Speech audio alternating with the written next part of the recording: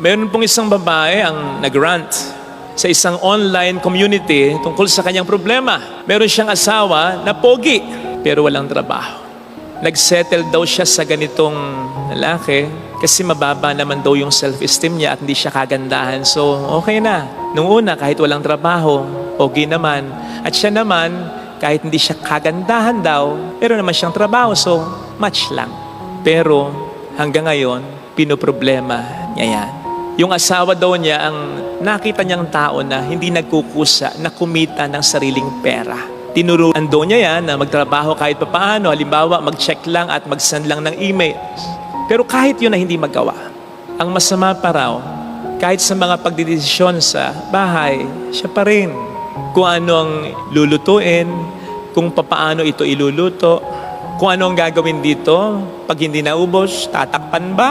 Saan ba ilalagay? Kaya yun daw ang kanyang problema. Malala nga, di ba?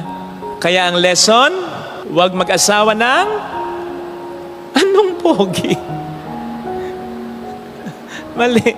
Huwag mag-asawa ng walang diskarte, hindi maparaan, tamad, batugan. Yun.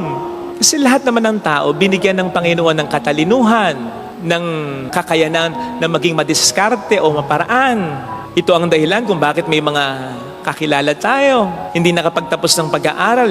Yung iba nga, no read, no write pa. Pero umunlad sa buhay. Kasi ginamit ang katalinuhan, ang diskarte, ang pag-isikap, at ang pagiging maparaan. Ganun sana.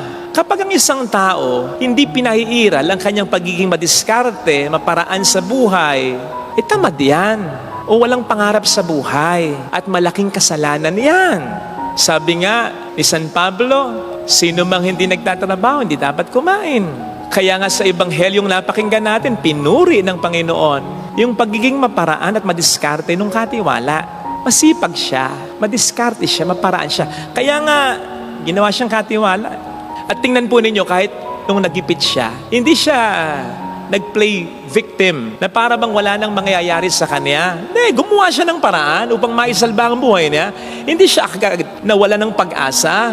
Hindi siya umasa sa iba. Kumilos siya. Miskarte siya. Ganun sana. Hindi yung buhay ka pa, malakas ka pa, may kakayanan ka pa, sumusuko ka na. Kahit paanong problema yan. Sapagkat ang pagkatalo sa problema, hindi yung pagdadapa natin. Natural na madadapa tayo. Ang pagkatalo sa problema ay yung hindi na natin pagbangon mula sa pagdadapa natin. Kayong kaya pa naman natin. Kaya nga may kasabihang habang may buhay, may pag-asa. Kanino ba galing yung kasabihang yan? Di sa mga taong nakapagpatunay na niyan. Tutulungan ka naman ng Diyos Pero tulungan mo siyang tulungan ka. Magsipag ka. Dumiskarte ka. Lakasan mo ang loob mo. Huwag kang mawawala ng pag-asa. Meron pang isang kasabihan. Nasa Diyos ang awa, nasa tao ang gawa. Again, kanino galing yung mga kasabihang yan? Di sa mga taong gumawa na yan at nakapagpatunay na totoo ang mga yan. Ang mga kasabihan naman ay hango sa totoo nating karanasan. Magsipag, huwag mawala ng pag-asa, maging madiskarte, maging maparaan. Nevertheless, baka ma-overlook natin. Ang pinupuri dito ng Panginoon sa Ebanghelyo ay yung pagiging masipag, maparaan, madiskarte, matalino, ang katiwala. Hindi yung pagiging dishonest niya, ha? Hindi yung kalokohan niya. Hindi yung hindi niya pagiging tapat. Kaya nga kahit madiskarte, maparaan siya, kaya nga kahit nagalingan sa kanya ang Panginoon niya, magaling, pero sesante ka pa rin. Kasi nga, dishonest na siya. Paalala ito sa mga bossing, kahit na magaling, madiskarte, maparaan, maaasahan ang empleyado ninyo. Kapag hindi na tapat, palisin na ninyo. Kasi magmamalaki yan sa inyo at baka tularan pa yan ng iba ninyong mga empleyado. Baka sabihin ng iba, basta magaling pala tayo, basta madiskarte pala tayo, basta masipag pala tayo, kahit sinungaling na tayo, kahit gumagawa na tayo ng mali, okay pa pala. At paalala rin ito sa mga empleyado na hindi porke magaling ka, hindi porke matalino at madiskarte, hindi porke asset ka, hindi ka naman tapat, hindi ka na patatalsikin. Aanin mo ang kagalingan kung walang kagandahang asal, kung walang katapatan. Nako, aabusuhin lamang niya ang kanyang kagalingan at gagamitin ang kanyang kagalingan sa hindi tamang paraan. Yan po ang isa sa mahalagang mensahe ng ating ebanghelyong napakinggan na nagtapos sa pamamagitan ng pangungusap na sapagkat ang mga makasanlibutan ay mas mahusay gumawa ng paraan kaysa mga makadiyos. Alin po ba tayo sa dalawang ito? Tayo po ba ay makasanlibutan o makadiyos? Kasi alin naman sa dalawa, doon natin gagamitin ang ating pagiging maparaan. Kung ano sa dalawa ang ating pinahalagahan. Kasi ang mga makasanlibutan o makamundo, ang pinahalagahan ay ang mundong ito. Yung buhay dito. Kaya gagamitin niya ang kanyang pagiging madiskarte, maparaan, ang kanyang katalinuhan para sa mga bagay lamang ng mundong ito. Para makakain, para kumita ng pera, para mabuhay sa araw-araw, para maabot ang pangarap, para sumikat, para maging tanyag, para makabili ng sasakyan, para makapagpatayo ng bahay, para masikre ang buhay ng mga anak. Something like that na hindi naman masama. Kaya lang, kung yan lang, kulang na kulang. At yan nga po, nakakulangan na yan ang magpapasama sa hangaring iyan. Kung ang concern lang natin ay hanggang dito lang, sapagkat ang buhay ay hindi naman hanggang dito lang. In fact, ang buhay dito sa lupa ay pansamantala lang. Magiging kasalanan ang pagiging makasanlibutan kung hindi natin paglalaanan ng mas matinding pagpapahalaga ang Diyos at ang buhay na walang hanggan. Natatandaan ninyo yung talinghaga tungkol sa rich fool, hangal na mayaman. Sa title pa lang magtataka ka na eh. Bakit naging hangal? Bakit naging bobo? Tanga? Yung mayaman. Eh mayaman nga eh. Sasabihin mo bang tanga, bobo, hindi maparaan? Si Bill Gates? Si Elon Musk? Sasabihin mo bang mga hangal yung mga yan? Baka sabihin nila sa'yo, ingit ka lang. Pero hangal sila, hindi si Elon Musk, hindi si Bill Gates. Hangal ang sino mang mayaman, katulad sa talinghaga ng hangal na mayaman, kung ang paglalaanan niya lamang ng pagpapahalaga ay ang buhay na ito lamang. Hindi ba yun ang sabi ng hangal na mayaman? Marami na akong magpapakasaya na lamang ako, kakain na lamang ako tayo, iinom, secured na ang buhay ko. Anong sabi ng Diyos sa kanya? Hangal. Ngayong gabi ay kukunin ang iyong buhay. Kanino mapupunta ang iyong kayamanan? At nagtapos ito sa pamamagitan ng mga salitang at ganyan ang sasapitin ng nagpakayaman sa mundong ito, pero dukha naman sa kalangitan.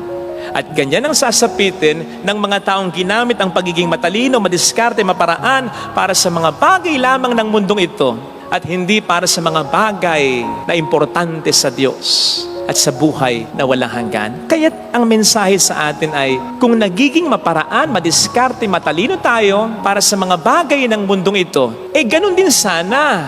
In fact, mas maging maparaan, madiskarte at matalino pa tayo para sa mga bagay na importante sa Diyos, para sa mga bagay na maghahatid sa atin sa buhay na walang hanggan. Baka naman, pagsisimba na lang tuwing linggo, kailangan ka pang pilitin. Baka naman yung pagtulong na lang sa nangangailangan, kailangan ka pang konsensyahin. Baka naman yung paglilingkod na lang sa simbahan, ang dami mo pang dahilan. Kaya busy, kaya feeling unworthy. Baka naman yung pagdodonate na lang sa simbahan, ang dami mo pang nasasabi. At ang ending, hindi ka na magbibigay. O magbigay ka man, masabi lang na ikaw ay nagbigay. Baka naman kailangan mo nang magpatawad, mag-move on. Ang dami mo pang kondisyon. Humingi mo na siya ng tawad. Kailangan mo na maging okay ang aking kondisyon. Dapat munang meron akong ganito, ganoon, para ako makapag-move on. Stuck ka lang sa ganon? Baka naman, para lang makapagpakabuti, kinakailangan muna para sa'yo na ang sitwasyon ay mabuti. Kailangan wala ka munang problema. Kailangan okay ka muna para maging mabuti ka. Kaya naman kapag nagkasala ka na, ang agad mong dinadahilan ay yung okasyon o tukso ng kasalanan. Palay na kasi ang lumalapit, kaya tinuka ko na. Mga kapatid, kapag tayo'y nauubusan na ng paraan para gumawa ng kabutihan at umiwas sa kasalanan, makamundo at makasanlibutan na tayo pag ganyan. At magsisisi po tayo pag nagkataon, pag ganyan. Sabi natin, di ba? Sa gusto, maraming paraan. Sa ayaw, maraming dahilan. Na kung idudugtong pa natin yung sinabi ng Panginoon, hindi tayo makapaglilingkod ng sabay sa dalawang Panginoon. It's either yung isa, tatangkilikin natin, at yung isa, tsipwera natin. Na kung pagsasamahin natin yung dalawang yan, ay parang sinasabi sa atin, Kapag ang ginusto at inibig natin ay ang mundo lamang na ito, hindi tayo mauubusan ng paraan para sa mga bagay ng mundong ito. Para umasenso, para magkapera, para maging sikat, para maging maganda, para maging gwapo. Hindi tayo mauubusan ng paraan para sa mga bagay ng mundong ito. Kung ang mundong ito ang ating gugustuhin at iibigin. Pero pag nagkagayon, puro na lamang tayo magiging dahilan. Hindi tayo mauubusan ng dahilan naman para sa mga bagay na importante sa Diyos at sa buhay na walang hanggan. Para magpakabuti, para magpakatino, para tumulong, para magsimba, para lumapit sa Diyos. Kasi tayo naging makasanlibutan at hindi makadiyos. Kaya it will all boil down kung ano sa dalawa ang ating pinahalagahan. Doon natin gagamitin kasi ang ating talino, diskarte at pagiging maparaan. Mag-ingat po tayo, sana tayo magkakamali sapagkat ang tunay na tagumpay ay hindi pagkakaroon ng maraming pera at pagkaabot ng ating mga pangarap sa buhay na ito. Ang tunay na tagumpay ay yung masulat ang ating pangalan ng Panginoon sa aklat ng buhay sa kalangitan. Ito sana ang ating makita sa ating banal na pagdiriwang. Ang Diyos sana at ang buhay na walang hanggan ang ating pahalagahan. At para dito, gamitin natin lalo ang ating pagiging maparaan. Amen.